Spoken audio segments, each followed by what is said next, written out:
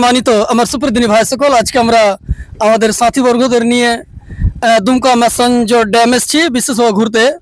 আসলে দেখেন, আমরা যদি আল্লাহ রাব্বুল ইজ্জতের প্রশংসা করি, দেখেন আসলে আল্লাহ রাব্বুল ইজ্জতের প্রশংসা করে আমরা শেষ করতে পারবো না। চতুর্দিকে শুধুমাত্র আমরা যেটা দেখলাম যে আল্লাহ রাব্বুল ইজ্জতের নিদর্শন।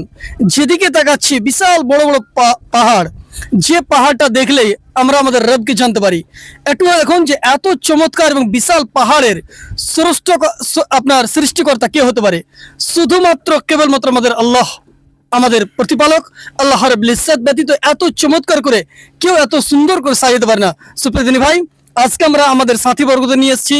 বিশেষভাবে আমাদের একজন বিশিষ্ট আলেমে দ্বীন রয়েছেন, সাবিরউদ্দিন সাহেব এসছেন, আমাদের লিয়াকত মোল্লা সাহেব এসছেন, আমাদের হুমায়ুন কবির সাহেব এসছেন, আপনার হাবিবুর মোল্লা সাহেব এসছেন, হাফেজ মুজাহিদ সাহেব এসছেন, আরও আমাদের সাথীবর্গ রয়েছেন, সামিরউদ্দিন রয়েছেন। দেখেন, আসলে আমরা ঘুরতে এসেছি এই জন্যই যাতে আমরা কিছুটা নিদর্শন দেখতে পাই এবং আমরা আমাদের রবকে স্মরণ করতে পারি। তার কারণ মমিনের শুধুমাত্র কেবলমাত্র রবকে স্মরণ করা ব্যতীত কোনো আর দ্বিতীয় উপায় নেই। আমরা যেখানেই যাব আমাদের সর্বসময় এটা চেষ্টা করা উচিত যে আমরা আমাদের রবের প্রতি আমরা কতটা ধাপিত রয়েছি, আমরা কতটা আল্লাহকে স্মরণ করছি। শুধুমাত্র এটা ঘুরতে এসেছি তার মানে এটা নয় যে আমরা আনন্দ নিতে এসেছি। হ্যাঁ, অবশ্যই আমরা আনন্দ নিতে এসেছি, কিন্তু আমরা এখান থেকে একটা জিনিস শিখতে এসেছি যে আল্লাহ রাব্বুল ইজ্জতের এই বিশ্বটাকে আল্লাহ রাব্বুল ইজ্জত কত চমৎকার করে সাজিয়েছেন।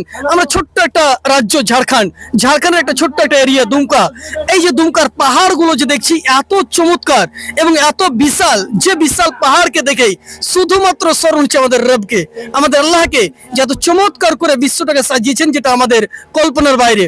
আর একজন মমিন সর্বসময় সর্বক্ষেত্রে আল্লাহ রাব্বুল ইজ্জতকেই স্মরণ করবে।